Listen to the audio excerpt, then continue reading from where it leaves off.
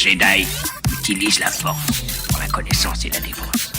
Jamais la Jedi. Ce sont des clients très importants, ils ne peuvent pas attendre. Eh ben, ils vont apprendre. Nous avons juré de protéger jusqu'à la mort la pierre du temps. Et j'ai juré de plus manger de glace, mais pareil qu'on a créé un parfum pour moi. Ah, ça nous botte tous de t'entendre dire ça. Il faut avouer que voir Donnie massacrer un nazi, c'est presque aussi chouette que d'aller au cinoche. Bienvenue dans ce nouvel épisode de LNDS. LNDS, c'est le format news de la nuit des sorties, où on analyse l'actualité de l'industrie du cinéma et des séries sous toutes ses coutures. Et pour ce faire, je suis comme d'habitude avec Al. Bonsoir Al. Bonsoir, c'est moi. Ça va ? Ça va et toi ? Ça va, écoute. Fait un peu trop chaud à mon goût, mais ça va. Ça a remonté un peu, ouais. Mais un jour il fait froid, un jour il fait chaud, on comprend plus rien. Ouais, mais là, ces prochains jours, il fait vraiment bon, avant que il y ait la pluie qui revienne. Mais ouais, là, j'ai un peu chaud, quoi. Et comme on enregistre et on peut pas ouvrir la fenêtre, bah, on a très chaud. Voilà. On peut pas mettre les ventilés et tout parce que ça fait du bruit, donc C'est ça. pensez à nous. On veut pas de bruit parasite. Donc voilà. Très bon Et film. on va... Parasite, oui, très bon film. Oui. C'est la ref. T'as la ref ? Ouais, cool. Ouais, c'est ça. Il y a un manga aussi, un animé qui est pas mal, mais je l'ai pas vu. Ah oui, il est pas mal réputé. Il y avait le jeu vidéo. C'est avec un alien, je crois, qui va dans le corps d'un gars. Oui, c'est ça, ouais, ça va dans le corps des gens, je crois. Puis il y avait le jeu vidéo Parasite à l'époque sur la PS3 et la Xbox 360. Ils sont bizarres, ces japonais. Bon, on va commencer l'épisode. Et on va parler de pas mal de news. Mais avant d'entamer les news, bah, on a reçu, il y a quelques minutes, oui, en duplex, on a reçu les nominations des Emmy Awards. Donc les Emmy Awards, qui est la cérémonie des séries, même s'il y en a 2-3 aux États-Unis, c'est peut-être la plus grosse, je pense. Oui, Cérémonie parce que après il y a juste les séries, elles sont aussi dans les Golden Globes où ils mettent les séries et les films. C'est ça. Mais là, c'est vraiment uniquement plus série, je dirais plus télévision, en fait. Télé, ouais.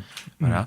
Et on a vu les nominations et on va vous en parler. Alors d'abord dans les limited series, on a Baby Reindeer, Fargo, True Detective Night Country, Lessons in Chemistry et Ripley qui ont été nommés. Donc voilà, c'est les plus grosses parmi les plus grosses catégories. Et ouais, Baby Reindeer a pas mal eu de nominations. Donc pour pas mal de ces acteurs, hein. Il y a Richard Gad, Jessica Gunning, Nava Mo et Tom Goodman Hill qui ont été nominés, donc ça fait quand même 4 acteurs nominés pour une seule série. Et Baby Reindeer, je pense que c'est la série la plus celle qui a fait le plus parler de toutes les séries qui ont été nommées.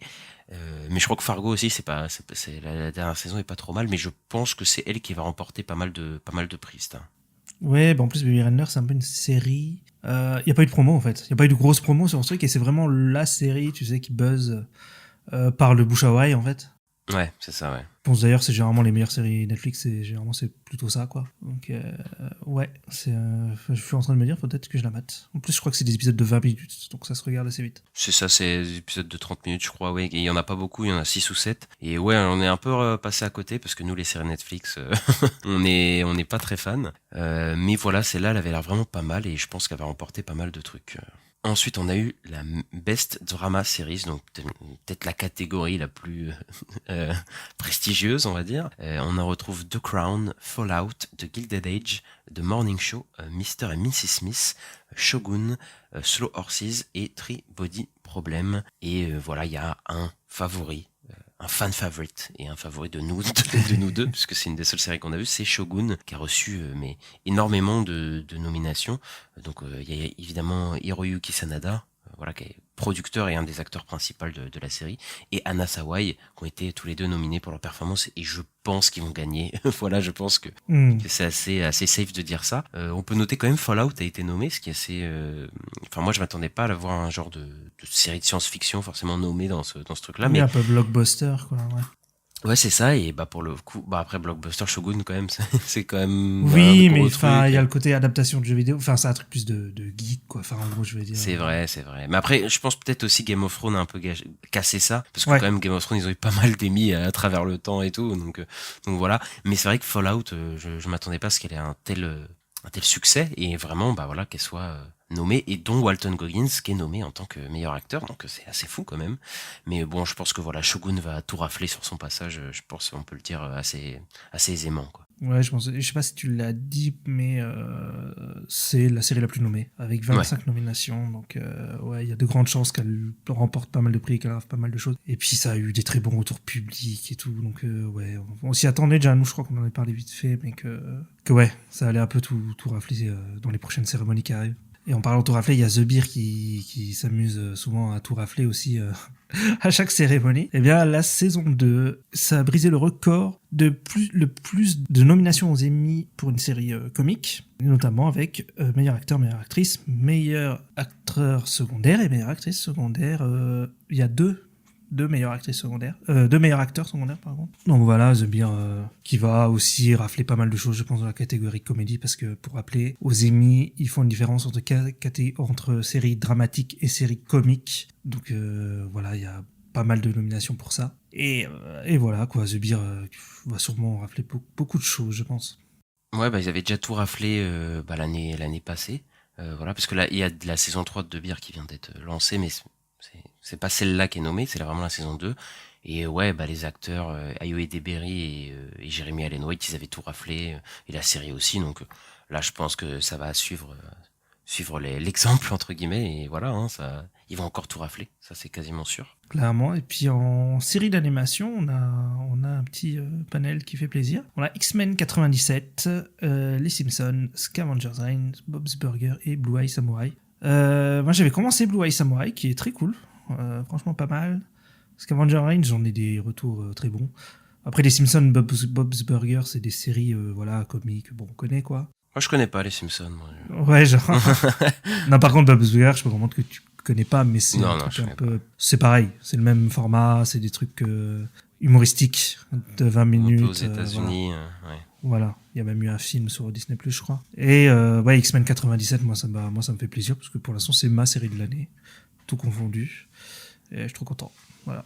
Ouais, bah possible qu'elle gagne. Bon après, c'est dur quand même de pronostiquer, je pense, dans cette catégorie, mais ouais, il y a, enfin, elle peut clairement remporter un truc, je pense, à cette cérémonie.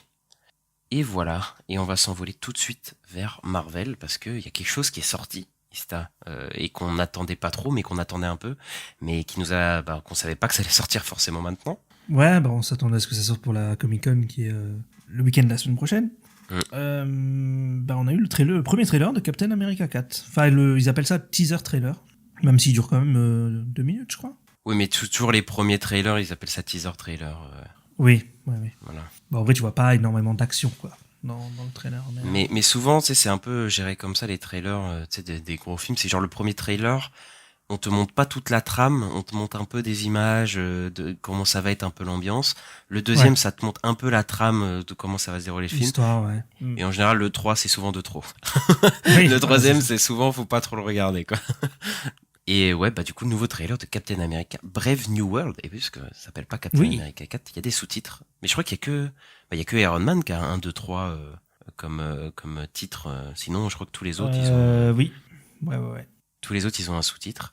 Et du coup, qu'est-ce que tu as pensé de ce nouveau trailer ? Moi, j'aime beaucoup l'ambiance qui, clairement, ça se rapproche de Winter Soldier. Je pense, c'est voulu. Même l'affiche teaser, il y a une affiche teaser où c'est le bouclier de Captain. Donc, c'était déjà l'affiche teaser de Winter Soldier à l'époque. Sauf que là, il y a une grosse main de Hulk rouge qui le tient, mais en gros, c'est le même poster. Et donc il y a ce côté un peu thriller qu'il voulait à l'époque et qui revient là sur ce Captain America là. Donc moi ça me plaît pas mal parce que j'aime bien l'ambiance. Après oui, visuellement c'est assez plat, je suis d'accord, parce que je sais que c'est un truc qui lui est beaucoup reproché depuis la sortie du trailer. Mais moi ça me chauffe pas mal. Ça me chauffe pas mal pour l'ambiance, pour l'action, pour les personnages et tout, je suis un peu chaud quoi. Après, pour le coup, tu dis que ça lui a été reproché. Je trouve quand même que les gens sont plutôt satisfaits du trailer. De ce que j'ai vu, il y a plutôt, les gens qui l'ont vu, les fans de Marvel, ils ont l'air plutôt engagés dans le trailer. Après, effectivement, ça ressemble beaucoup à ce que les Russo ont fait. Le problème, c'est que je sais pas si c'est pour me rassurer ou pas, pour le coup, parce que après l'ambiance un peu film d'action, thriller, d'espionnage plutôt.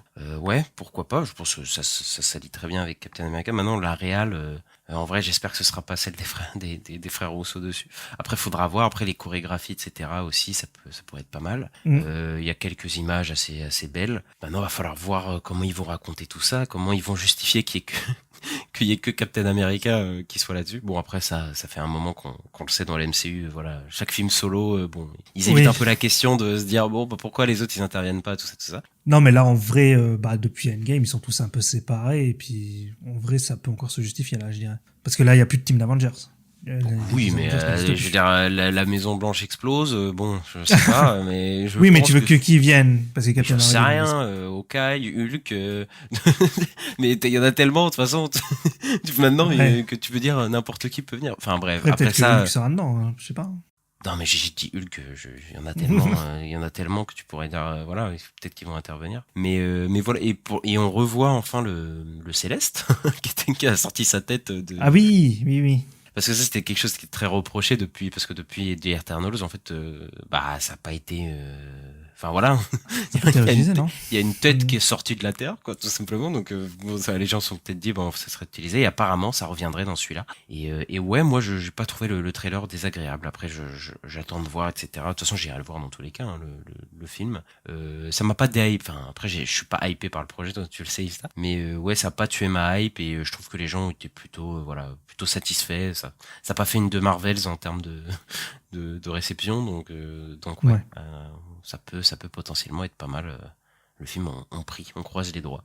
C'est bien qu'ils reviennent à un truc très sérieux, en plus derrière Deadpool qui va être complètement débile. Et tous les derniers projets comme She-Hulk, Miss Marvel, The Marvels qui avaient beaucoup d'humour. Peut-être que c'est bien aussi. Après, il y avait eu Wakanda Forever qui était un peu sérieux, mais c'est bien que ça retourne des fois dans ce ton un peu plus, moins humoristique. En tout cas, il y a pas de blague du tout dans le trailer. Ouais. Ouais, un ton à la Captain America 2, quoi. C'est un peu ça. Ouais, clairement.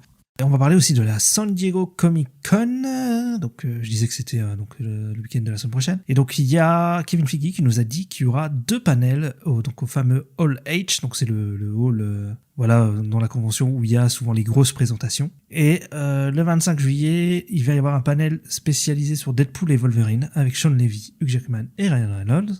Alors nous, on aura déjà vu le film avant le panel, donc je suis pas sûr que ça va beaucoup nous intéresser. Et le film sort pas genre 2 jours avant le panel ? Si, pour nous, oui. Après, il sort aux États-Unis, il sort le vendredi. Oui, ok, oui.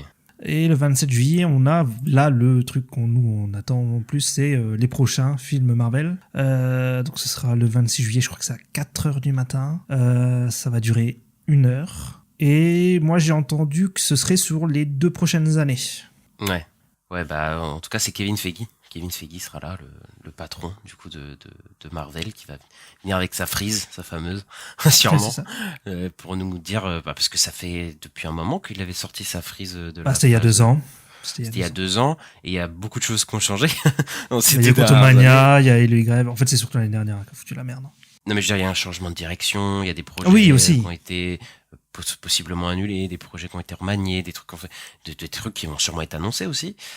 Donc voilà, là on va voir tout la restructuration Marvel qui va commencer le plan de la restructuration Marvel qui va se montrer et ouais, on verra ce qu'ils vont nous préparer, comment ils vont mettre ça. Est-ce que Blade va arriver un jour ? Peut-être Kevin Feige a la réponse. Ça serait bien. Voilà. Après, le problème que j'ai, c'est que j'ai déjà vu le panel dans The Boys, dans un épisode de The Boys. Parce qu'ils ont parodié ça. Et ouais, du coup, j'espère qu'il va annoncer un peu du lourd, Kevin, et peut-être même qu'il aura des trailers ou des trucs des images pour certains trucs, peut-être. Ouais, alors moi j'ai entendu qu'il y aurait peut-être un truc pour Thunderbolts. Parce qu'en plus, Thunderbolt, il filme depuis, le tournage est peut-être même terminé. Ouais, ça fait un moment, ouais. Ouais, donc il y aura peut-être un teaser.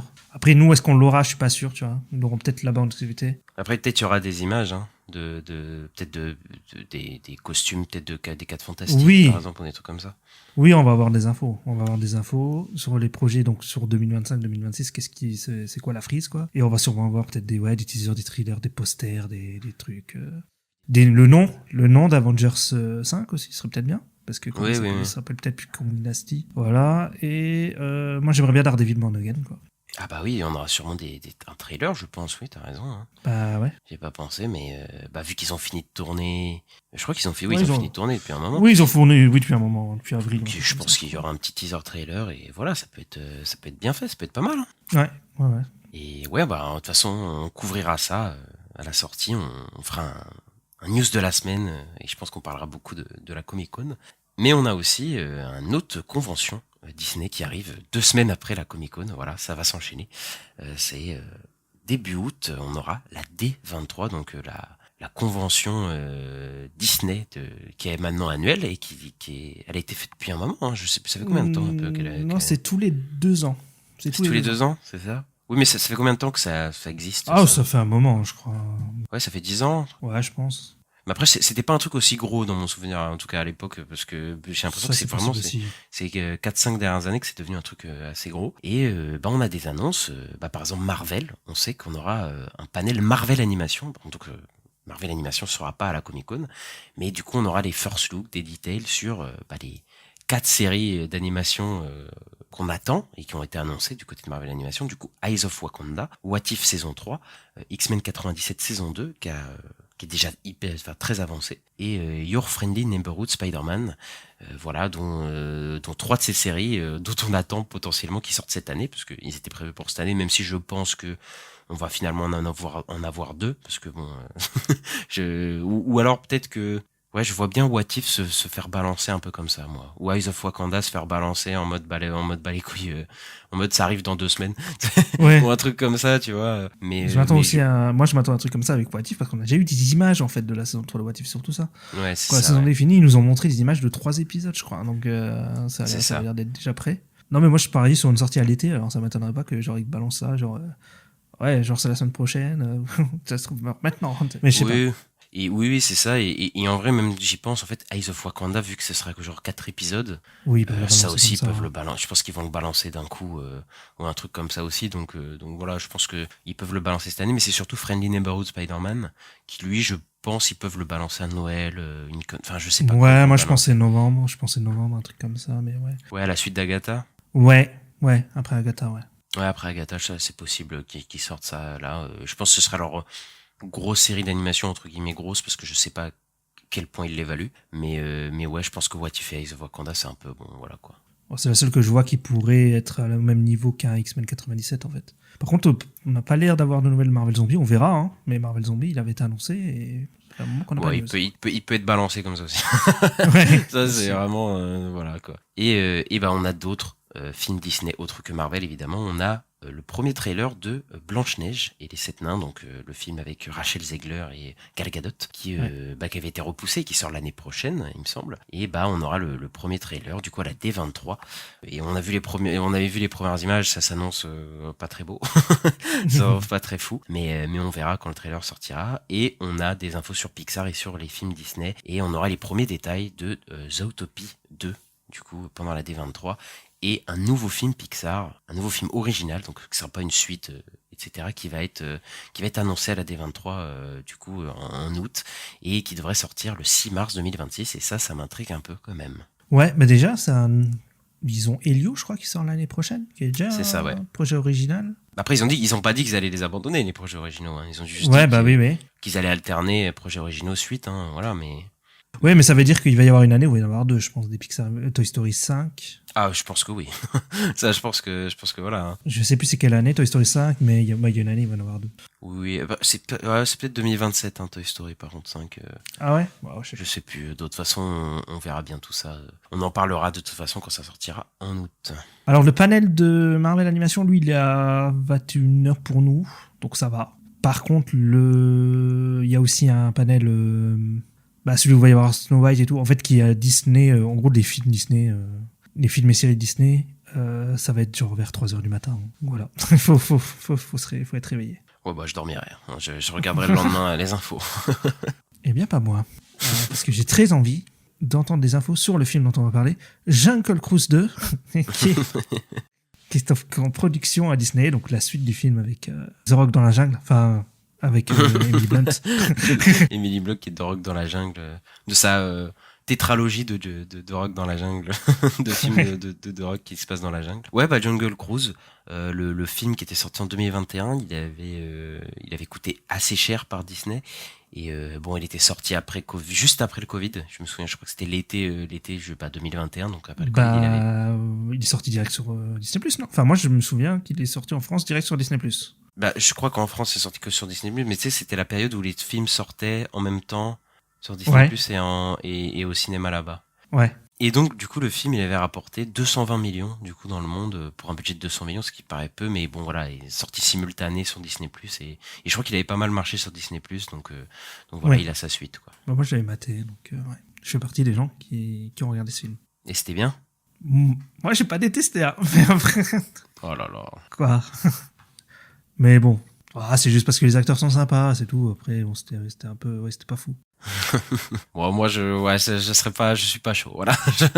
Les films de rock dans la jungle, ça va, au bout d'un moment, faut nous lâcher, quoi. Je les ai pas tous vus. Est-ce que tu peux tous les voir? Il faudrait faire un marathon, ça prendra une bonne semaine. Ensuite, Disney a ouvert une enquête sur violation de données perpétrée par Nullbulge. Voilà, je sais pas dire leur nom, mais c'est un groupe de activistes qui prétendent protéger les artistes. Et donc, il y a quelques temps, voilà, le groupe Nullbulge, je vais pas le redire 100 fois, je vous le dis, parce que c'est imprononçable, avait hacké Disney. Donc, apparemment énormément du contenu, donc les revenus des parcs, etc. Enfin, énormément de données de la base de données de Disney et des employés, etc. Et ben, ils ont réussi à y avoir accès et ils ont un peu menacé Disney. Et c'est un groupe qui, en tout cas, affirme disposer de 1 téraoctet de données de Disney et ils prétendent, entre guillemets, combattre les grosses industries qui veulent utiliser l'IA générative. Voilà, donc Disney l'a un peu mauvaise pour le coup, et donc voilà, ils ouvrent une grosse enquête sur eux. Je sais pas si on va réussir à les avoir pour le coup, mais ouais, c'est un gros, ils ont fait quand même un gros coup sur Disney parce qu'ils ont réussi à avoir tout leur bilan financier, etc., tous les détails et tout, donc c'est fou, hein. En plus Disney, c'est l'une des plus grosses corporations, quoi. Ils ont réussi à les hacker et à prendre toutes les infos. C'est un truc de fou, hein. Après, moi, je partage un peu leurs revendications, hein. Ah bah oui. Hein. Après, bon, quand tu prends les infos des gens et tout, c'est pas ouf quand même. Oui, bah après, moi, franchement, les parcs et les parcs à thème et tout comme ça, j'en ai rien à foutre qu'ils aient les infos, je vais pas mentir. Oui.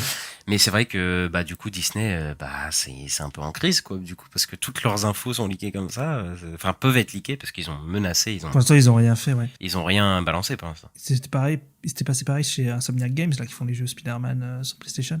C'était fait hacker et tout, et par contre, ils avaient demandé une rançon, je crois. Ouais. Et Sony n'avait pas payé, et ils avaient balancé plein de trucs sur le jeu Wolverine. Ouais, je me souviens, ouais. Ouais, on peut avoir des trailers qui vont fuiter, des trailers, des trucs qu'on n'est pas au courant, je sais pas. Bon, on va chez HBO Warner. On a une petite info sur le Pingouin et Dune Prophétie qui sont maintenant, alors qu'ils étaient à la base des séries Max Originals, donc pour être des séries sur la plateforme Max, et bien maintenant ce serait des HBO Originals, donc ça va d'abord sortir sur HBO, donc ce qui est la chaîne de télé, puis ensuite sur Max, donc la plateforme de streaming. Ouais, bah il y a quelques semaines, ils avaient déjà fait ça pour les séries Harry Potter, Lanterns et Welcome to Derry, de changer le dénominatif Max Original pour HBO Originals.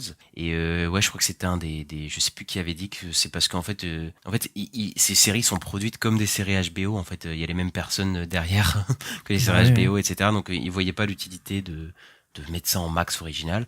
Et ils font rétro-pédalage aussi parce que je pense la marque HBO est quand même plus vendeuse, quoi. Enfin, logique, quoi. Enfin, ils s'en sont rendus compte maintenant. Je pense qu'ils regrettent complètement, je pense, d'avoir nommé leur truc Max. Tu sais, je sais pas si leur truc, parce que bah oui, enfin HBO c'est beaucoup. Enfin, je comprends même pas cette idée pour moi d'avoir voulu effacer le nom HBO pour Max, alors que HBO c'est bien, enfin c'est bien plus vendeur, c'est bien plus prestigieux, quoi. Tu vois, c'est fou cette histoire. Et je crois qu'ils font un peu rétro-pédalage du coup, et ils font un peu des HBO Originals, voilà, et ça se comprend, mais bon, voilà, c'est encore les anciennes mauvaises décisions de Warner qui pèsent un peu sur les trucs maintenant. Oui, quoi. Parce que les Max Originals, c'était l'ancienne direction sur le coup. C'est ça, ouais. Ouais. Par contre, le Max, ça, par contre, c'est Zaslav.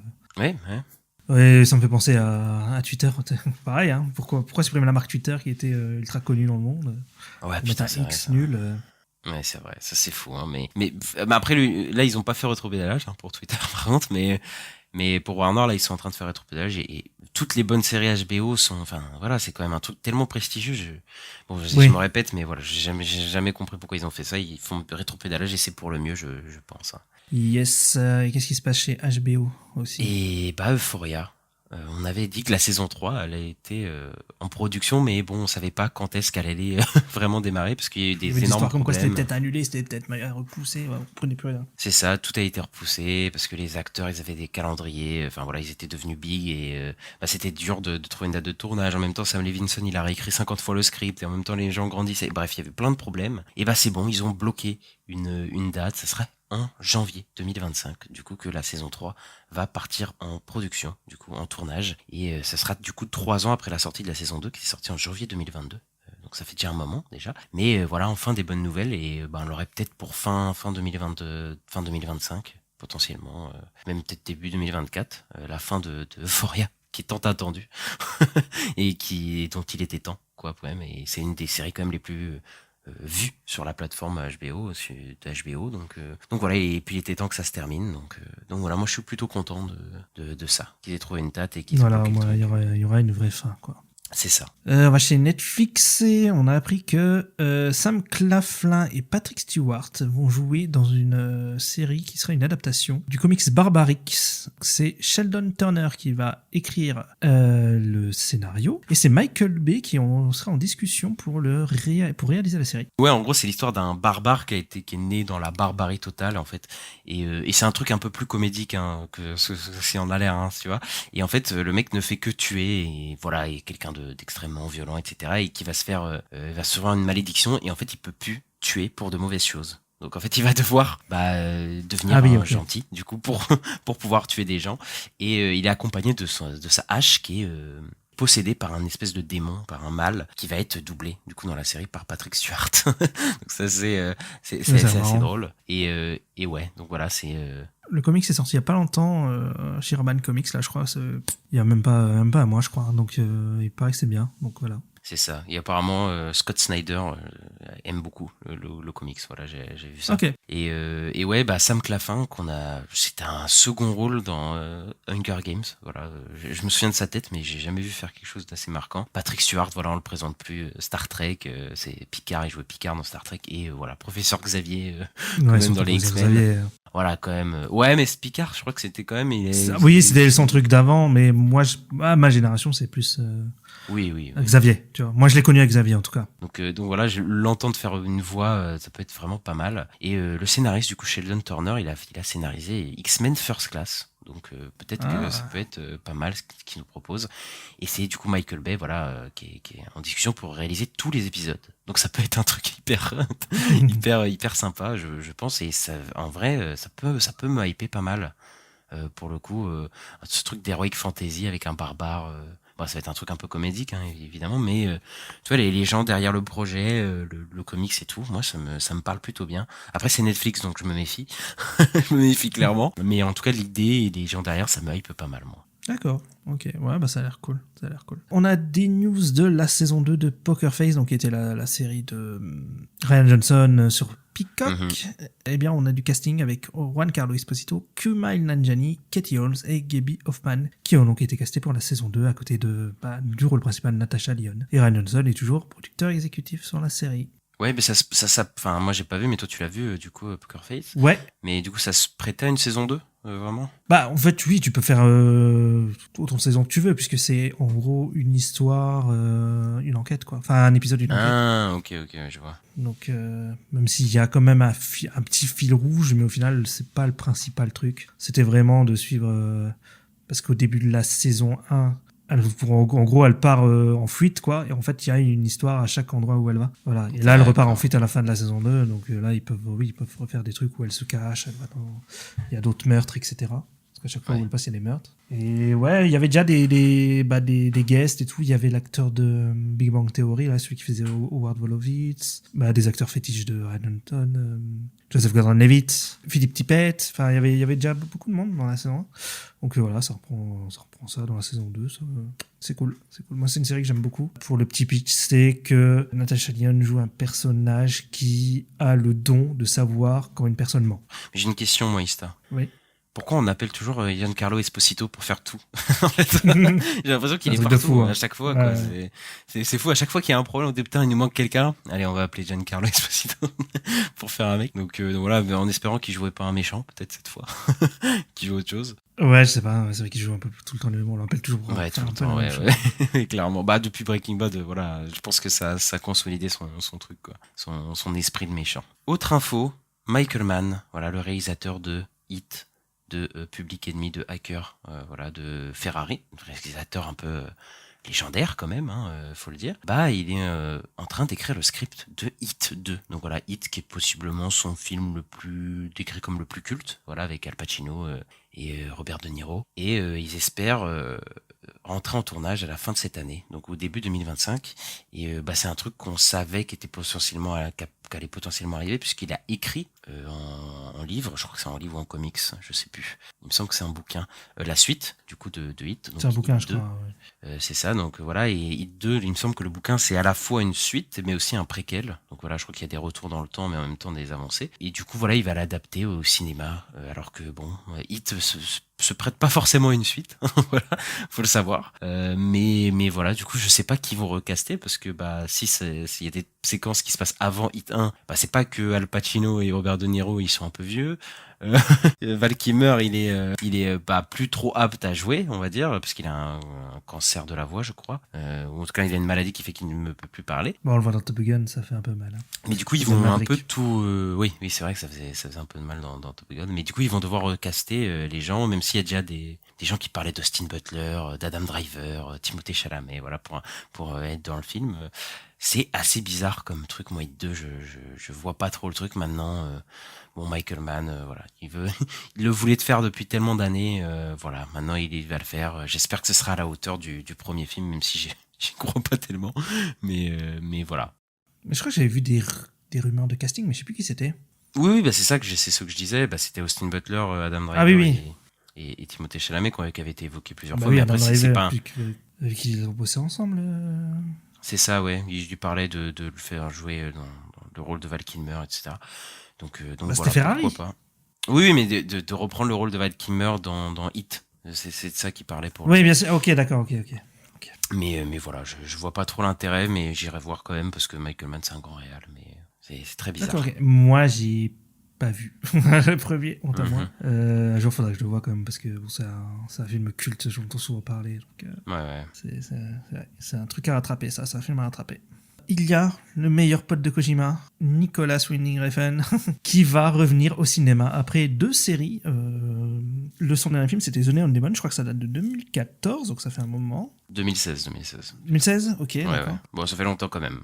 Ça fait longtemps quand même, ouais. Donc il va réaliser un film qui s'appelle The Avenging Silence, et la production va commencer en septembre en Corée. Le film suit un espion européen qui accepte une mission d'un businessman japonais pour prendre la tête d'un boss des Yakuza au Japon. Ouais, ça fait ça fait penser à Only God Forgives.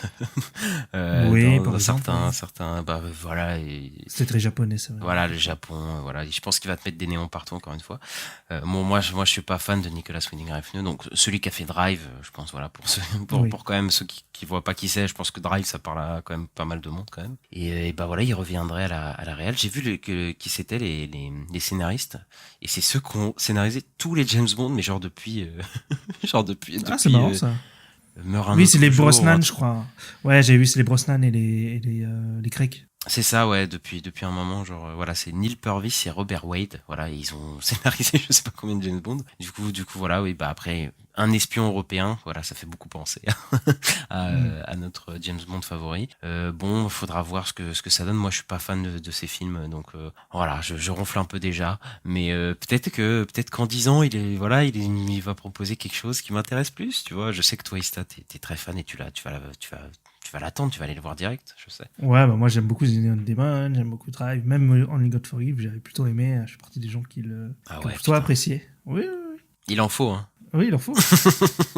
Après, moi je sais que j'avoue que c'est son esthétique que j'adore, qui fait que ça m'hypnotise et que même si je comprends pas ce que ça raconte des fois, je suis quand même un fond dedans. Donc bon, voilà. Ouais, mais t'as pas peur d'un truc, c'est que son esthétique, elle a été hyper pompée, je trouve. Genre, on l'a revu dans plein de trucs, et je me dis, bon après, je trouve quand même qu'il fait des, enfin, ses films sont Il a sa hyper patte, beaux, moi, hein, je trouve, faut le quand dire même. quand même, hein. Ces films, ils sont hyper soignés, ils sont hyper beaux. Est-ce que peut-être cette esthétique, elle va pas, au fur et à mesure, peut-être un peu, voilà, s'épuiser? Au bout d'un moment, je me pose la question. Je sais pas. En fait, moi, sur un film, ça va. Par contre, sur les séries, j'avais tenté la série... pas celle qu'il a fait sur Netflix, mais l'autre d'avant. Je sais plus le nom, mais avec... comment il s'appelle? Miles Teller. Et j'avais trouvé ça trop long, en fait. Pour une série, enfin, c'est... Parce qu'il y a toujours du rythme assez long et tout dans ses films. Ouais, et là, bah, en ça, série, sûr. c'est... Mais en série, oui, ça doit être l'horreur. Ouais, c'est 10 heures de comme ça, bon... Ouais, c'est compliqué, hein. Mais en film, plus, ces films, je crois qu'ils sont jamais trop longs. Enfin, il me semble que Neon Demon fait 1h20, un truc comme ça. Ou 1h30 max. Et moi, je trouve que c'est pas mal comme ça. Mais en tout cas, moi, son dernier film, The Neon Demon, j'avais beaucoup aimé. Donc, je suis content de le voir revenir, quoi. Moi, dans mon souvenir, Neon Demon était plus, c'était une durée normale, voilà. Mais après, moi, tous ces films, je les trouve trop longs, donc je vais pas. C'est peut-être juste le ressenti, tu vois, mais. Oui, je pense que j'ai ressenti.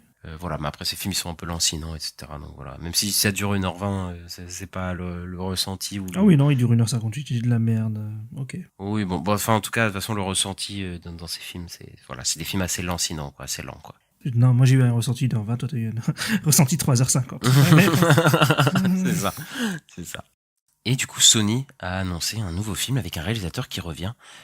C'est Darren Aronofsky. Bon, il est jamais vraiment parti, hein, mais il revient avec un film qui s'appelle Code Stealing. Voilà, la dernière fois qu'on a vu Aronofsky, c'était avec The Whale, qui avait été plutôt un succès critique et plutôt un succès de spectateurs. Il avait remporté pas mal d'Oscars. Donc voilà, il revient avec Regina King, Austin Butler et Zoe Kravitz dans un genre de thriller qui est porté par Austin Butler, qui est un ancien joueur de baseball qui va rentrer dans la criminalité, et ça se passe dans les années 90, etc. Donc bon, j'imagine très bien Aronofsky là-dedans pour le coup. Et ouais, bah le réalisateur de Requiem for a Dream, il revient à un truc comme ça. Je pense qu'il est revenu un peu sur le devant de la scène parce que tous ses films ont toujours extrêmement divisé, mais je crois que Mother, ça lui a mis un gros coup. Genre parce que le Mother, c'était un échec critique et commercial assez violent, hein, vraiment. Hein. Et je crois qu'avec il est un peu Il est pas revenu revenu avec... depuis, non?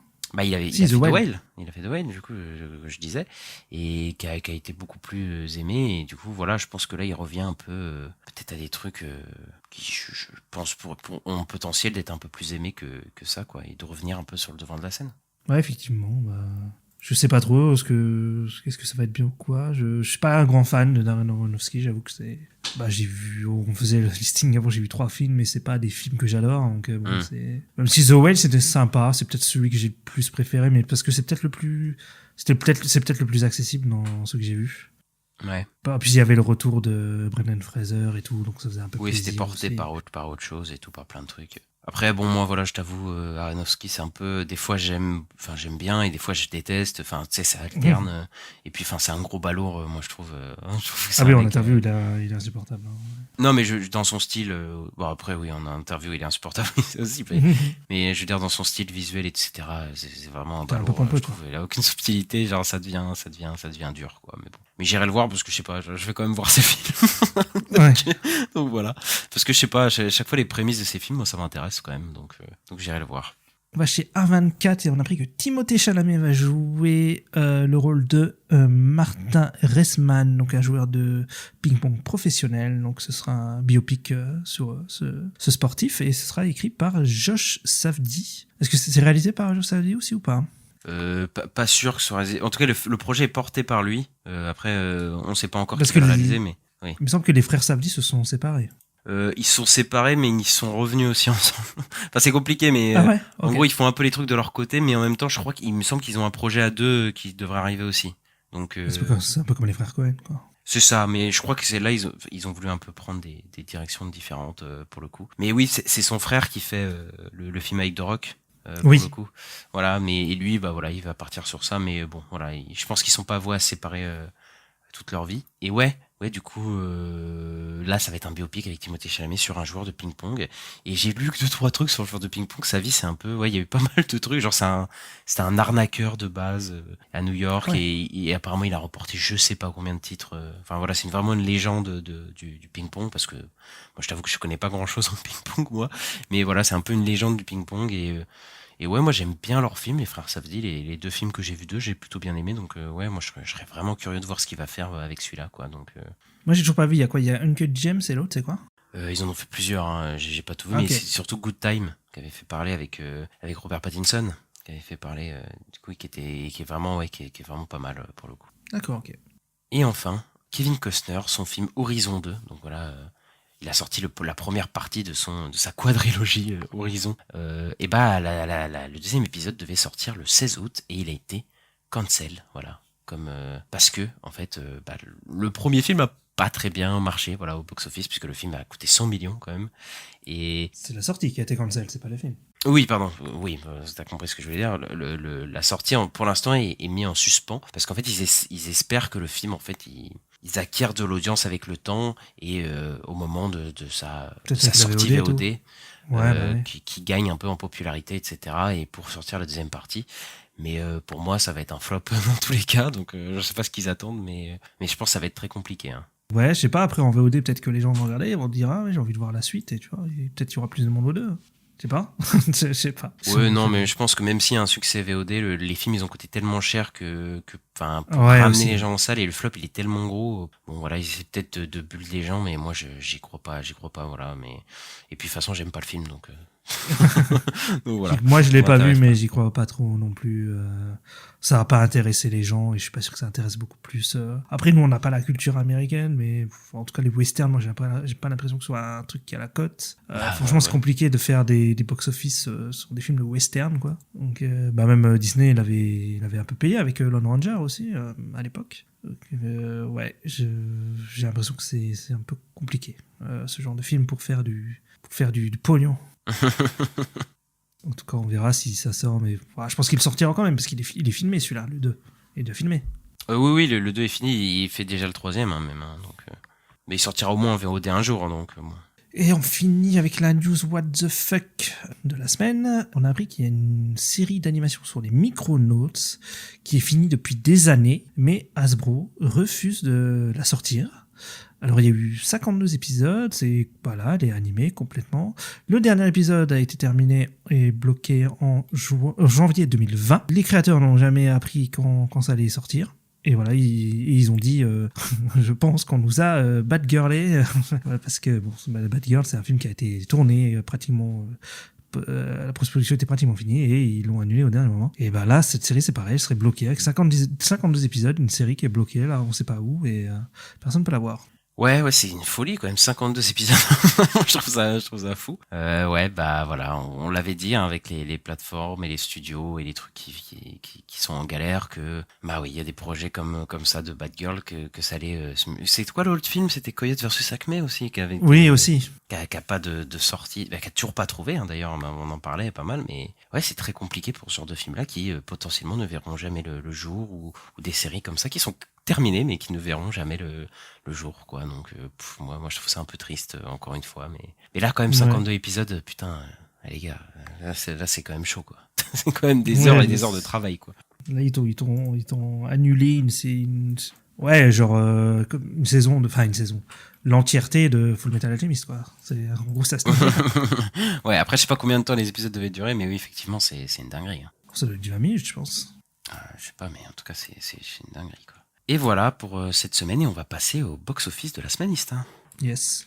Et on va passer au box-office américain, avec à la 5e place To the Moon, donc voilà, la comédie, avec Scarlett Johansson et Channing Tatum, putain, il fallait que ça monte, qui a coûté 100 millions de dollars et qui a rapporté pour sa première semaine 9 millions de dollars, donc c'est assez maigre, mais il faut rappeler que c'était un film de plateforme à la base, donc voilà, c'était un film Apple, il me semble, donc voilà, donc je pense qu'ils ont décidé de le sortir au cinéma, voilà, parce que c'est des gros noms dessus quoi. Voilà, et parce que c'est la politique d'Apple depuis Killers of the Flower Moon, etc., de sortir les gros films en salle quand même. Donc voilà, donc je pense que c'est pas forcément une grosse perte pour eux Voilà, mais après, bon, ce film a quand même côté 100 millions de patates, mais voilà. Tu l'as vu? Oui. C'est bien? Qu'est-ce qu'il y en a en 4? Ouais, non, c'est pas horrible, hein, mais c'est un truc assez formaté, voilà. Mais c'est pas Ok, horrible, mais c'est je pas vois. bien non plus. Ok, ça marche. En 4e, on a Sans un bruit, jour 1, qui perd une place pour sa 3e semaine et qui fait 11,3 millions de dollars pour un cumul de 115 millions de dollars au box-office américain. Et au mondial, il est actuellement à 220 millions. C'est pas mal, pour un budget de 67 millions. Oui, bah oui, remboursé, succès. Voilà, cette saga, elle marche toujours, quoi. Elle continue et ça fonctionne super bien, quoi. Ensuite, on a Vice Versa 2 qui finit 3e cette semaine. Et oui, il est détrôné. Il quitte peu à peu le podium. Et pour sa 5e semaine, il fait 19 millions de dollars, ce qui est quand même pas mal pour une 5e semaine, pour un total de 571 millions sur le sol américain et un total de 1,35 milliards de dollars dans le monde. Et voilà, il devrait dépasser Frozen 2, je crois, qui est encore devant lui. Oui, ça va peut-être être même le plus gros film d'animation de tous les temps au niveau box-office. C'est ça. Il peut potentiellement dépasser Le Roi Lion de 2019, mais c'est pas encore sûr, voilà, parce qu'il devrait s'arrêter vers les 1,6 millions. 1,6 milliard, pardon, donc voilà. Mais c'est un énorme succès et potentiellement le plus gros succès de l'année, voilà. Ok. En 2e, on a un petit nouveau, c'est Long Legs, qui pour sa première semaine fait 22,4 millions de dollars sur le box-office américain. Et au mondial, il est actuellement à 25 millions de dollars pour un budget de 9 millions. Donc, pas très bon succès pour ce film d'horreur thriller qui est un peu une hype, je trouve, en ce moment. Ah oui, le marketing a super bien marché pour le coup. Et oui, c'est le plus gros démarrage pour un film néon. Du coup, la société de distribution est la plus grosse ouverture pour un film d'horreur cette année. Donc voilà, et puis le film a coûté vraiment pas cher, donc voilà, il s'est déjà remboursé, c'est déjà un succès dès la première semaine, donc voilà, il va avoir le film va avoir une belle vie, et puis après les sorties VOD et tout ça, je pense que ça va être un film marquant de l'année, quand même d'horreur de l'année, donc voilà. Et à la première place, on retrouve Moi Moche et Méchant 4 qui pour sa 2e semaine a apporté 43 millions de dollars sur le sol américain et pour un total de 210 millions au total aux États-Unis et un total monde à 436 millions de dollars pour un budget de 100 millions. Donc voilà, Moi Moche et Méchant, ça cartonne toujours autant. Voilà, mais après je crois pas qu'il va atteindre le milliard pour le coup. Je crois pas qu'il va atteindre le milliard parce que je crois qu'il démarre un peu moins bien que les autres, mais enfin voilà, il a quand même une grosse rentabilité. Je pense qu'ils feront quand même des suites, etc. Donc voilà. Oui, ils ont déjà parlé des millions 3, je crois, dernièrement. Je sais pas si ils ont parlé d'un Moi Moche et Méchant 5, mais bon, en tout cas, il y a d'autres projets avec les millions qui arrivent, quoi. Et on va passer au box-office français de la semaine, Ista. Oui. Et on retrouve Sans un bruit jour 1 à la 5e place qui pour sa 3e semaine fait 79 000 entrées pour un total de 715 000 entrées en France. Donc pas fou mais pas mal, voilà, pour cette franchise qui cartonne un peu moins bien chez nous que dans le monde, enfin qu'aux États-Unis, mais voilà, c'est quand même pas dégueu. Au 4e, on a un petit truc en plus qui lui aussi a perdu sa première place depuis quelques semaines. Pour sa 11e semaine, il fait quand même 208 000 entrées, ce qui est toujours énorme, hein. Donc pour un cumul de 9 millions d'entrées actuellement. C'est ça, donc on est quasiment sûr qu'il va dépasser les 10 millions. Voilà. Est-ce qu'il va aller chercher les 12 millions, etc. Donc on verra ça dans les prochaines semaines, mais c'est compliqué, je crois. On peut déjà dire que c'est le plus gros film de l'année en France. Voilà, sans aucun France, c'est possible. Ouais. En 3e place, on a Vice Versa 2 qui sort de la première place cette semaine et qui, pour sa 4e semaine, fait 642 000 entrées pour un total de 6 millions d'entrées, voilà, qui est dépassé pour Vice Versa 2. Et lui, il va potentiellement être le 2e plus gros film de l'année en France pour le coup. Donc c'est assez fou pour le film. Les films Pixar, ça cartonne toujours autant en France.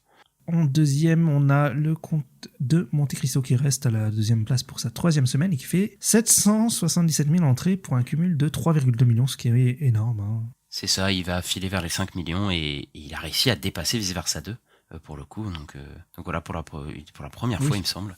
Donc c'est plutôt pas mal, quoi.